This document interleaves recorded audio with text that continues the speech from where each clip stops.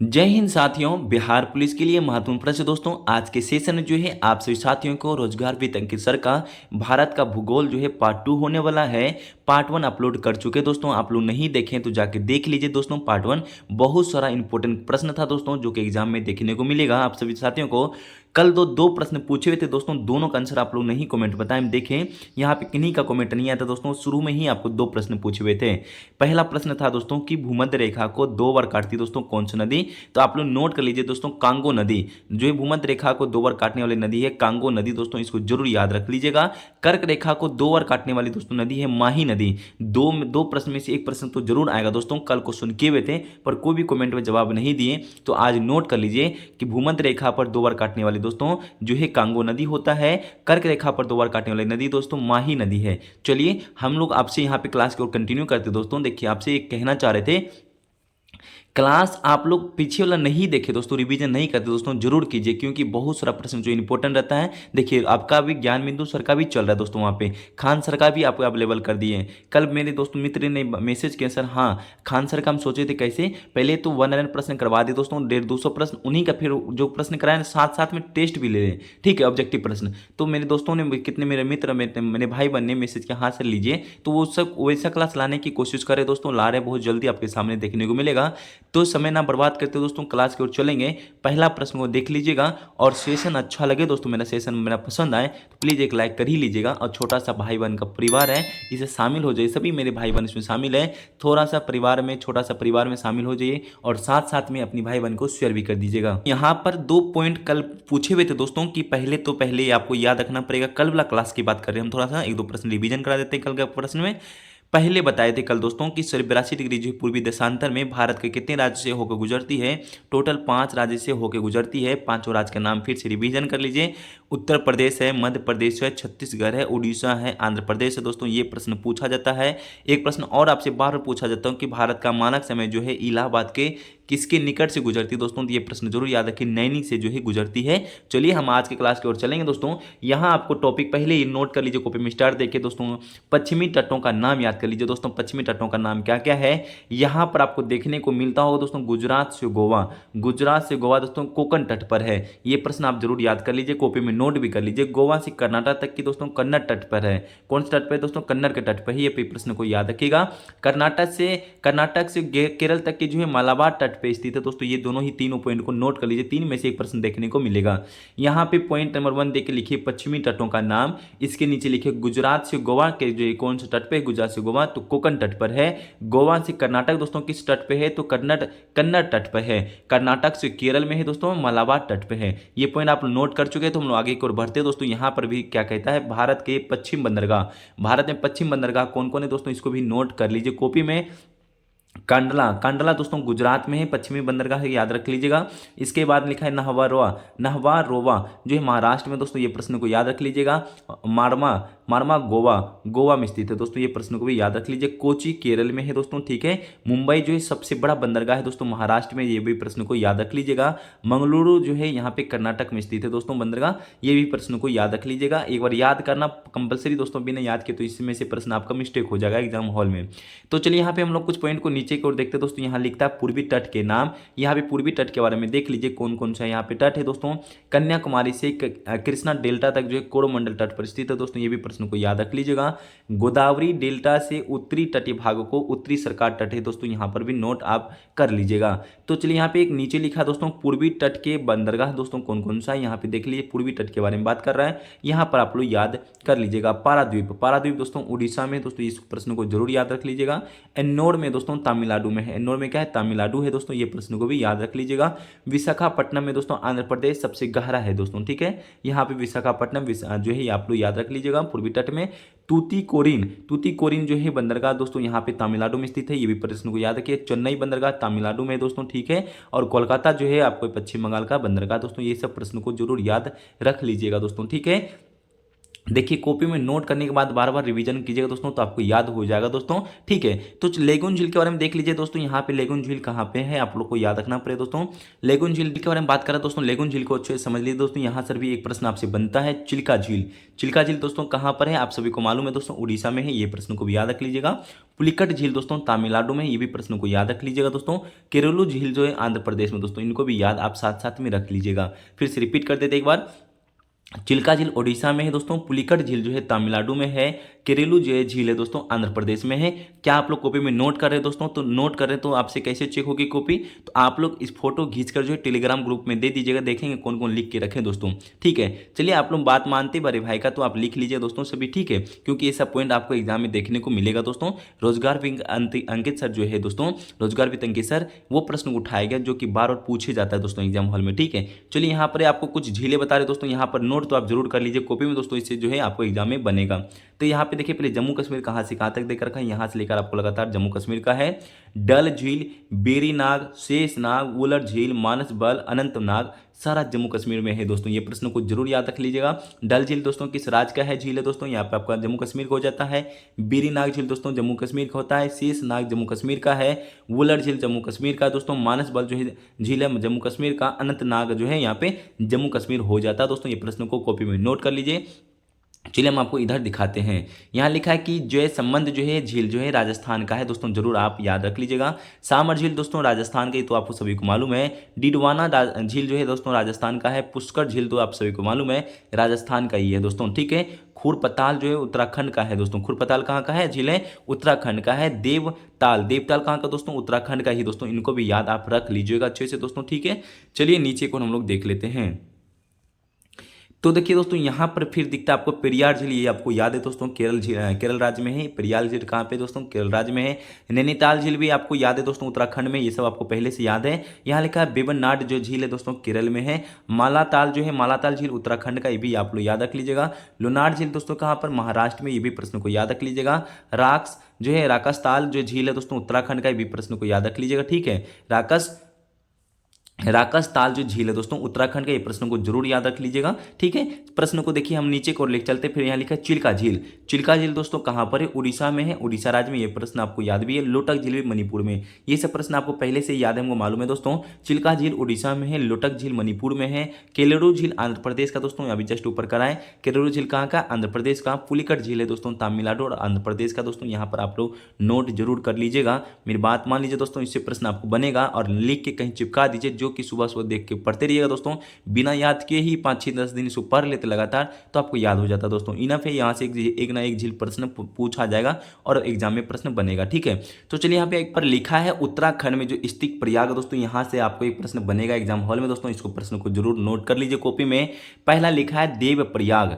देवप्रयाग दोस्तों किस नदी पर जो है स्थित है, यहाँ पे आपको पढ़ना पड़ेगा। यहाँ लिखा है भगीरथी और अलकनंदा दोस्तों। ये पॉइंट को आप जरूर याद रख लीजिएगा, जो कि एग्जाम में प्रश्न बनेगा दोस्तों। ठीक है, चलिए दूसरे में लिखा कर्णप्रयाग। कर्णप्रयाग दोस्तों कहां पर है, किस नदी पर स्थित है, अलकनंदा और पिंडर पर स्थित है दोस्तों। इसको भी नोट जरूर कर लीजिएगा कॉपी में। रुद्रप्रयाग, रुद्रप्रयाग होता है दोस्तों मंदाकिनी और अलकनंदा, इसका राइट आंसर होता है दोस्तों। ये भी प्रश्न को नोट करते चलिएगा। रुद्रप्रयाग दोस्तों मंदाकिनी और अलकनंदा हो जाता है। विष्णु प्रयाग दोस्तों धौली गंगा अलकनंदा, इनका राइट आंसर होता है दोस्तों। इनको भी साथ साथ में याद कर लीजिएगा। नंद प्रयाग दोस्तों आप सभी साथियों को मालूम है दोस्तों, नंद प्रयाग हो जाता है दोस्तों नंदनी अलकनंदा, इनका राइट आंसर होता है। आपको एक बार हम रिपीट कराने की कोशिश करते हैं। देव प्रयाग दोस्तों भगीरथी जो है अलकनंदा हो जाता है। कर्ण प्रयाग दोस्तों अलकनंदा मिंडर हो जाता है। रुद्र प्रयाग दोस्तों मंदाकिनी अलकनंदा हो जाता है। विष्णु प्रयाग धौली गंगा अलकनंदा, इनका राइट आंसर होता है। नंद प्रयाग होता है दोस्तों नंदनी अलकनंदा, राइट आंसर होता है। आप लोग हो सके तो नोट कर चुके हैं दोस्तों, तो कर लीजिए। और आगे की ओर हम लोग क्लास को चलते हैं। सारा प्रश्न नोट करने के बाद देखते हैं कि कौन कौन कॉपी में लिखा है। हो सके तो टेलीग्राम आपको ग्रुप चल रहा है दोस्तों, वहां पर फोटो खींच के जरूर आप लोग शेयर कीजिएगा। देखते हैं कौन कौन लिखा है दोस्तों। चलिए यहाँ पे एक लाइन और है दोस्तों, यहाँ पे देख लीजिए लिखा है केदारनाथ। केदारनाथ जो है शिव धाम है दोस्तों, ये तो आप सभी को मालूम है। यहाँ लिखा मंदाकिनी नदी पर स्थित है दोस्तों। ये प्रश्न बन सकता है आपके एग्जाम हॉल में। केदारनाथ जो है किस नदी पर स्थित है दोस्तों, मंदाकिनी नदी पर स्थित है। ये प्रश्न को जरूर आप नोट कर लीजिएगा। आदि शंकराचार्य के समाधि स्थल है दोस्तों, वहाँ पे समाधि स्थल किनका है, शंकराचार्य का समाधि स्थल है। यहाँ पर दो प्रश्न आपका बना है दोस्तों। केदारनाथ जो है किस नदी पर स्थित है, मंदाकिनी नदी पर स्थित है। दूसरा प्रश्न बना है दोस्तों कि इनका समाधि स्थल कौन सा है दोस्तों, शंकराचार्य का समाधि स्थल है। नीचे एक प्रश्न और दिख रहा होगा दोस्तों आपको, बद्रीनाथ। बद्रीनाथ जो है विष्णु धाम है दोस्तों, बद्रीनाथ जो है किनका धाम है, विष्णु धाम है दोस्तों। इस प्रश्न को भी याद रख लीजिएगा। ये नदी किस नदी पे, अलकनंदा नदी पर स्थित है दोस्तों। ये प्रश्न को जरूर याद रख लीजिए दोस्तों, दो प्रश्न में से एक प्रश्न बनेगा। बद्रीनाथ पहले पूछे दोस्तों किसका धाम है, विष्णु धाम का दोस्तों। ये प्रश्न बनता है और पूछा भी जाता है दोस्तों। यह जो है आदि शंकराचार्य द्वारा स्थापित 4 पीठों में से एक है। किनके द्वारा स्थापित किया गया दोस्तों, शंकराचार्य के द्वारा स्थापित किया गया 4 पीठ में से एक पीठ है दोस्तों। आप लोग याद रख लीजिए। फिर से रिवीजन 2 प्रश्नों करवा देते हैं। केदारनाथ जो है दोस्तों शिव धाम है, मंदाकिनी नदी पर स्थित है दोस्तों। इनके समाधि स्थल किनका है, शंकराचार्य का समाधि स्थल है। बद्रीनाथ पूछे दोस्तों तो वहां पर विष्णु धाम का जो है मंदिर है, अलकनंदा नदी पर वो स्थित है। यहाँ शंकराचार्य द्वारा स्थापित 4 पीठों में से एक पीठ है दोस्तों। चलिए हम लोग अब नीचे की ओर चलते हैं। भारत का भौतिक स्वरूप हम लोग देख लेते हैं। यहीं पर आपको प्रश्न बनने का यहाँ पे स्टार्ट हो चुका है, मेन टॉपिक है, हो सके तो नोट कर लीजिए कॉपी में। भारत की भौगोलिक आकृति 4 भागों में बांटा जाता है। पहले बताया जा रहा है कि भारत के जो भौगोलिक जो है आकृति कितने भागों में बांटा गया दोस्तों, 4 भागों में बांटा गया। यहाँ से एक पॉइंट आपका बनेगा। पहला आप लोग देख लीजिए दोस्तों, यहाँ पे कौन कौन सा बनता है। पहला लिखा है उत्तर हिमालय का पर्वत श्रृंखला दोस्तों, इनको नोट कर लीजिए। प्रायद्वीपीय पठार दोस्तों। तीसरे में लिखा है तटवर्ती मैदान और द्वीपीय समूह, और उत्तर में जो है उत्तर भारत का मैदान दोस्तों। 4 भागों में बांटा गया। फिर से रिविजन करा देते हैं चारों का नाम। पहला लिखा है उत्तर का हिमालय पर्वत श्रृंखला, सेकंड में लिखा है प्रायद्वीपीय पठार, थर्ड में लिखा है, तीसरे में लिखा है तटवर्ती मैदान एवं द्वीपीय समूह, फोर्थ में लिखता है दोस्तों उत्तर भारत का मैदान। चारों नाम याद रख चुके हैं, लिख चुके हैं दोस्तों। तो आगे की ओर हम लोग बढ़ते हैं। यहाँ पे लिखता है हिमालय पर्वत। हिमालय पर्वत जो है भारत की उत्तर की उत्तरी सीमा पर स्थित है दोस्तों। ये प्रश्न को जरूर याद रख लीजिएगा। हिमालय पर्वत जो है भारत का उत्तर का है, उत्तरी सीमा पर स्थित है दोस्तों। इनका जो आकृति पूछे कैसा आकृति है तो त्रिभुजाकार आकृति दोस्तों। ये प्रश्न को भी जरूर आप नोट कर लीजिएगा। कल आपको बताए थे भारत का आकृति कैसा दोस्तों, कमेंट में बता दीजिए। ये बता चुके हैं पहली बार, कल के क्लास में पहला ही क्वेश्चन यही था दोस्तों, ठीक है। तो नीचे जो लिखता है दोस्तों, यहाँ पर लिखा है कि इस पर्वत श्रृंखला की उत्पत्ति जो है टेथिस सागर से प्लेट टेक्टोनिक जो इस सिद्धांत के आधार पर हुई है। प्लेट वर्तनिक सिद्धांत के अनुसार इंडियन यूरेशियन प्लेट टकराव हिमालय का निर्माण हुआ है दोस्तों। यहाँ से प्रश्नों को पहले अच्छे से रोक के एक बार अच्छे से प्रश्नों को पढ़ लीजिएगा दोस्तों, ठीक है। यहाँ पे हम लोग आगे को देखते हैं। यहाँ पे क्या लिखा है दोस्तों, यह विश्व की नवीनतम पर्वत श्रृंखला है। ये प्रश्न को भी नोट आप जरूर रख लीजिएगा दोस्तों, ठीक है। प्रश्न ये लिखता है यह विश्व की जो है नवीनतम पर्वत श्रृंखला है। नीचे लाइन में लिखता है दोस्तों कि भारत की उत्तरी सीमा पर अवस्थित जो है हिमालय की पर्वत श्रृंखला विश्व की सबसे ऊंची है दोस्तों। ये इसको भी नोट कर लीजिएगा दोस्तों। नीचे एक लाइन और लिखा है दोस्तों, उनको भी साथ साथ में पढ़ लीजिए। देखिए यहाँ लिखता है दोस्तों ट्रांस हिमालय। ट्रांस हिमालय जो है महान हिमालय के उत्तर में तिब्बत में स्थित है दोस्तों। फिर से लाइन को कंप्लीट कीजिए। ट्रांस हिमालय महान हिमालय के उत्तर में जो है तिब्बत में स्थित है। ये पॉइंट को आप लोग याद रख लीजिएगा। दूसरे में लिखा है भारत की सबसे ऊंची चोटी कौन है दोस्तों, K2 है। भारत की सबसे ऊंची चोटी कौन सा दोस्तों, K2 है, जिसका नाम है गोडविन ऑस्टिन है, जो कि काराकोरम श्रेणी में स्थित है दोस्तों। यहाँ पे 2 प्रश्न आपके साथ साथ बनता है। पहला प्रश्न बनता है आपके भारत की सबसे ऊंची चोटी सभी दोस्तों को मालूम है K2 है। पूछे दोस्तों कहां पर किस श्रेणी में स्थित है, तो काराकोरम में श्रेणी में स्थित है। ये प्रश्न को याद जरूर रखिएगा दोस्तों। ये प्रश्न बनता है एग्जाम के पेपर में। यहाँ लिखा है वृद्ध हिमालय।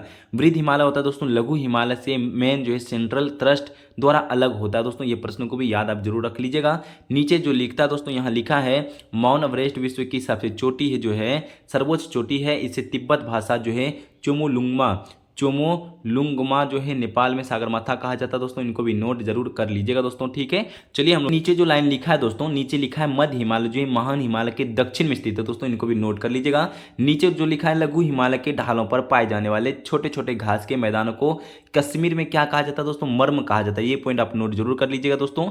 फिर से रिपीट कर देते हैं प्रश्नों को दोस्तों। लघु हिमालय की ढालों पर पाए जाने वाले छोटे छोटे घास के मैदानों को कश्मीर में मर्म कहा जाता है, जैसे में गुलमर्ग और सोनमर्ग कहा जाता है दोस्तों। इनको दोनों पॉइंट को याद आप जरूर रख लीजिएगा। चलिए यहाँ पे आपको एक पॉइंट और दिखा दे दोस्तों, पेपर में छपने वाला पॉइंट है दोस्तों, शिवालिक। शिवालिक को जम्मू पहाड़ियों तथा अरुणाचल प्रदेश में डाफला, मिसमी, मीरी और अबोर पहाड़ियों के नाम से भी जाना जाता है दोस्तों। इनको नोट अच्छे से पहले कीजिए। शिवालिक के जम्मू में उसको जम्मू पहाड़ियों कहता है, तथा अरुणाचल प्रदेश में कौन कौन सा नाम से जानता है, देखिए डाफला, मिसमी, मीरी और ओभर पहाड़ियों के नाम से भी जाना जाता है। नीचे एक लाइन और है दोस्तों, ये भी छपने वाला प्रश्न है दोस्तों एग्जाम के पेपर में। यहाँ लिखता है दोस्तों लघु हिमालय एवं शिवालिक श्रेणी के बीच जो कई घाटियां पाई जाती है। फिर से सुनिए ध्यान से, लघु हिमालय एवं शिवालिक की श्रेणी के बीच में कई घाटियां पाई जाती है, जिन्हें हम लोग हरिद्वार, कोट द्वार एवं दून देहरादून भी कहा जाता है दोस्तों। इनको भी नोट आप साथ साथ में कर लीजिएगा। एक प्रश्न और है दोस्तों, अरावली पर्वतमाला दोस्तों यहाँ लिखता है अरावली जो है पर्वतमाला यह राजस्थान में स्थित है। कहाँ पे स्थित है दोस्तों? राजस्थान में स्थित है। यह जो है भारत की सबसे प्राचीनतम पर्वतमाला दोस्तों, इनको भी नोट साथ में कर लीजिएगा। अरावली पर्वतमाला ये राजस्थान में जो स्थित है, ये भारत की सबसे प्राचीनतम पर्वतमाला दोस्तों, इनको नोट कर लीजिए कॉपी में। यहाँ जो लिखता है दोस्तों आप सभी का क्वेश्चन और एक लाइन में दोस्तों, नवीनतम पर्वतमाला जो हिमालय है। यहाँ प्रश्न आपसे बन सकता है दोस्तों, एग्जाम के पेपर में साफ साफ बनेगा। नवीनतम पर्वतमाला कौन है? हिमालय है दोस्तों। यहाँ पे प्रश्न को याद रख लीजिएगा। अरावली पर्वतमाला का सबसे ऊंचा पर्वत जो है गुरु शिखर है दोस्तों। यहाँ पे प्रश्न को भी याद रख लीजिए, ये प्रश्न बन सकता है पेपर में। जो है अरावली पर्वतमाला का सबसे ऊंचा पर्वत शिखर कौन है दोस्तों? गुरु शिखर है। यहाँ पे एक प्रश्न और बनता है आपके सामने, लूनी नदी जो है कच्छ के रण में गायब हो जाती है। यहाँ पर प्रश्न कहता है दोस्तों, लूनी नदी जो है कच्छ के रण में जो है गायब हो जाता है दोस्तों। यहाँ पे प्रश्न को जरूर आप याद रख लेंगे। 3 लाइन आपके लिए इंपॉर्टेंट है एग्जाम के पेपर के लिए दोस्तों। यहाँ पे 3 लाइन अच्छे से नोट कर लीजिए कॉपी में। अब आपको 4-5 पॉइंट पढ़ाने के बाद आपको क्लास को हम समाप्त की ओर लेकर चलेंगे। यहाँ लिखा है दोस्तों, नदियों के किनारे प्रमुख नगर बताने की कोशिश करते दोस्तों। यहाँ लिखता है आगरा। आगरा दोस्तों किस नदी पर स्थित है दोस्तों? तो आप सभी दोस्तों को मालूम है यमुना नदी पर स्थित है दोस्तों। यहाँ पे दिल्ली पूछ ले तो आप लोग यमुना नदी जरूर बता दीजिए दोस्तों। दिल्ली और आगरा जो है यमुना नदी पर ही स्थित है। ये प्रश्न को जरूर आप याद रख लीजिएगा दोस्तों। बद्रीनाथ पूछे तो दोस्तों आप अलकनंदा नदी बता दीजिएगा दोस्तों। यहाँ पे अलकनंदा नदी पर स्थित है बद्रीनाथ। हरिद्वार तो आप सभी दोस्तों को मालूम है गंगा नदी है दोस्तों। वहाँ पे हरिद्वार में कौन सा नदी दोस्तों? गंगा नदी है। ये प्रश्न को याद रख लीजिएगा। कानपुर में पूछे तो गंगा नदी है। हम आपको फिर से रिपीट कराते हैं, चारों इंपॉर्टेंट था दोस्तों। आगरा नदी, आगरा पूछे तो यमुना नदी पर स्थित है। दिल्ली पूछे तो यमुना नदी पर स्थित है दोस्तों। बद्रीनाथ पूछे तो अलकनंदा नदी हो जाता है दोस्तों। हरिद्वार में गंगा और कानपुर में भी गंगा। ये प्रश्न यहां तक आपको करा दिए दोस्तों। यहां तक लिख लीजिएगा और हो सके तो कॉपी में आपको इस फोटो खींचकर टेलीग्राम ग्रुप में शेयर कर देना है। देखते कौन कौन लिख के दिखाता है। तो यहाँ तक क्लास करने में दोस्तों कैसा लगा आप लोग को बता दीजिएगा। और यहाँ तक जो भी मेरे भाई बहन और मेरे जो मित्र बने हुए थे लास्ट तक, उस सभी दोस्तों को और मेरे मित्र को दिल से धन्यवाद करेंगे। आप इसी तरह पढ़ते रहिए मन लगा कर दोस्तों। छोटा छोटा टॉपिक आपके सामने शेयर करने की कोशिश करते हैं। ये सारा इंपॉर्टेंट टॉपिक रहता है जो कि एग्जाम के पेपर में देखने को मिलेगा। ठीक है, तो यहीं से आपका कवर होने वाला है। आप लोग धैर्यता से पढ़िएगा, मन लगा कर पढ़िएगा। और टेस्ट पेपर भी बहुत जल्दी आपको स्टार्ट करने वाले हैं दोस्तों। ऑब्जेक्टिव क्वेश्चन भी इनका आगे वाला।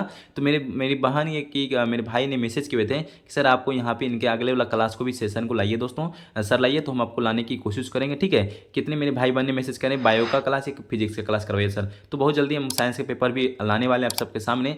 हमसे जो भी कोशिश हो रहा है दोस्तों आप सभी के सामने हम लाने की कोशिश कर रहे हैं। आप लोग थोड़ा सा सपोर्ट कीजिए और सभी मिलकर एक दूसरे को सपोर्ट करेंगे। जो भी कमी हो दोस्तों भाई बहन मिलकर एक दूसरे को शेयर भी करेंगे, सभी के दूसरे को हेल्प भी करेंगे। ठीक है, सभी दोस्तों को यहाँ तक बने रहने के लिए दिल से धन्यवाद करेंगे। जाते जाते सभी दोस्तों को जय हिंद, जय भारत, वंदे मातरम।